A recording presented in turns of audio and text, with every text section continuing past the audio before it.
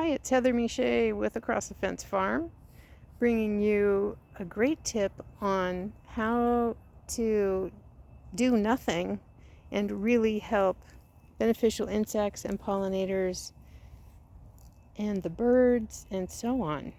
So stick with me through the end of this, and if you like what you hear and see, give a like to the video, ask your questions, make your comments, and do subscribe. I'd love to have you join the tribe. And as I said, stay to the end to learn some pretty fun and surprising facts about winter and your yard and the plants.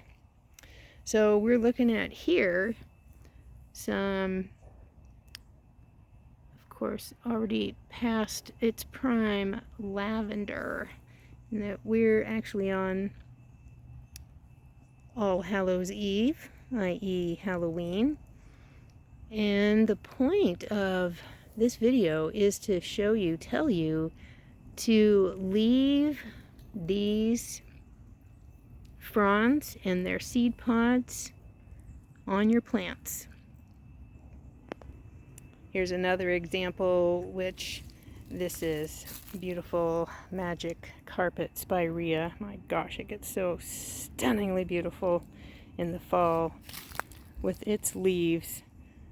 And I hope I can find one that is bifurcated because it just is amazing.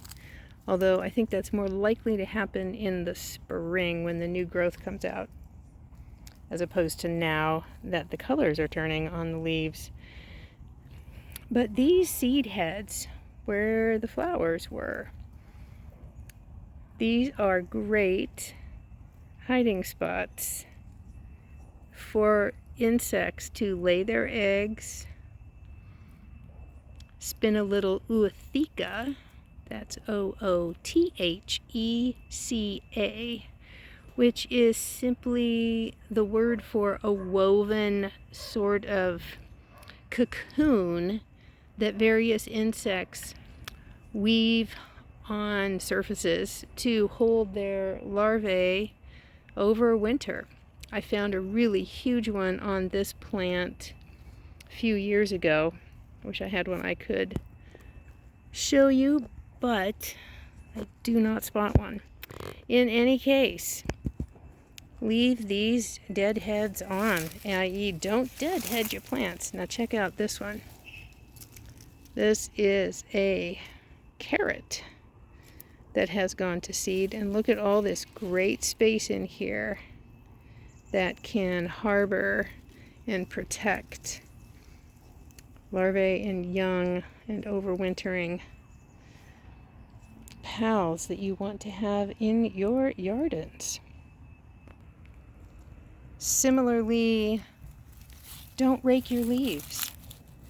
Leave your leaves on the ground on your lawn, yes, i.e. don't mow your lawn anymore until June.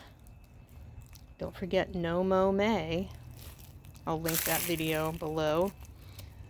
But that too is saving you from doing extra work in the yard and the gardens that you actually are not allowing for beneficial things to take place.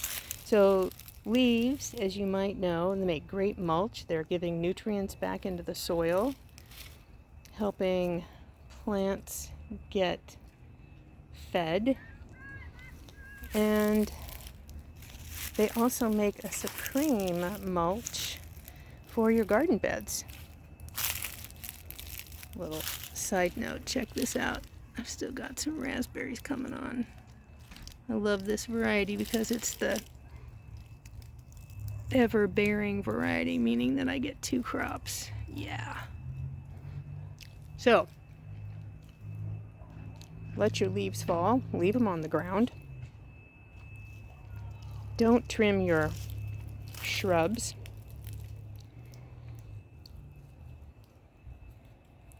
And leave nesting areas for insects so that they can stay in your yard to benefit you and your plants next spring and summer. Here's another reason or example of why it's great to just leave these. Now these are like decorative sunflowers, beautiful blooms, and this one had like an orangish rust. You may have seen it in one of the shorts, but just the other day I posted a Zen moment showing all kinds of the little birds that come into the yardens here at Across the Fence Farm, flying right up to the flower, hovering, grabbing a couple seeds, and then flying off to go chow them down. And then they come back, take some more. There are 3 different varieties. I'll link that in the description as well so you can see how sweet that was.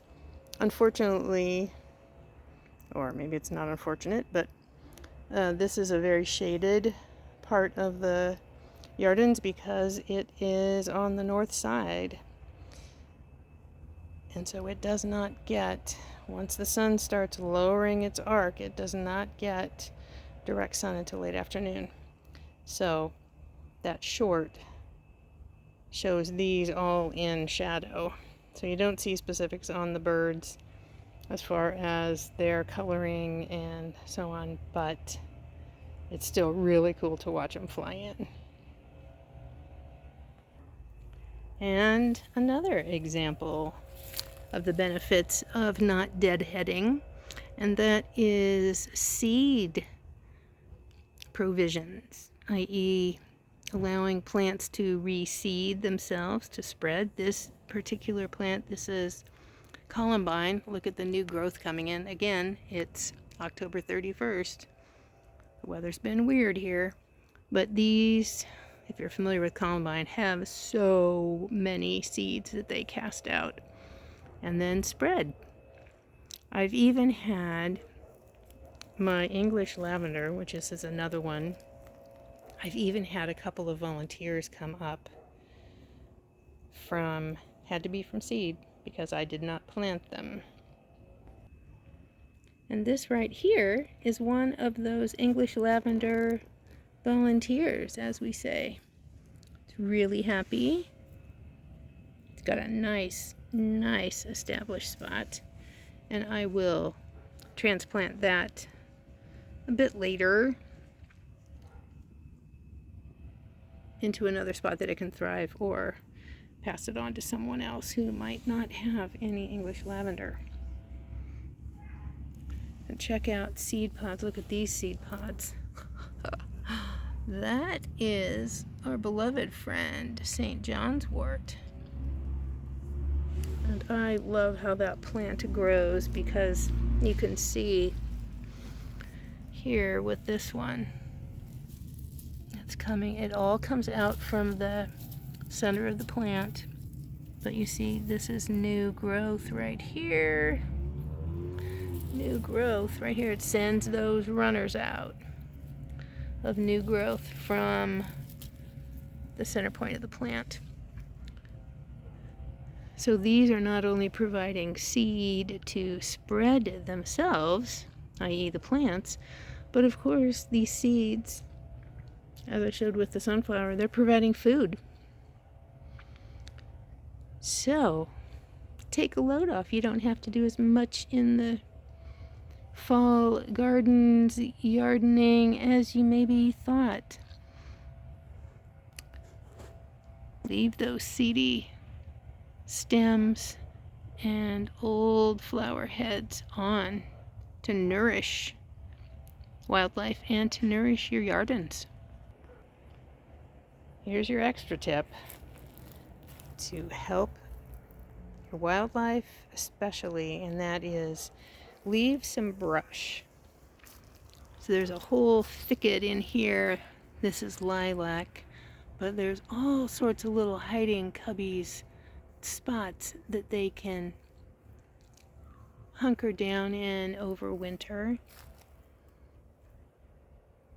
and get some protection from the elements, as well as perhaps free roaming cats, which should be indoors. So take a load off. Lighten up your gardening and fall cleanup tasks. And let things go and provide to the circle of life. It's Heather Miche. Thanks for watching. Bringing you tips from the Yardens here at Across the Fence Farm. And again, if you like this video, please like it. Offer a comment. Share it with someone who you feel would benefit from its content. And click that subscribe button. Love to have you follow along. Gardening adventures continue.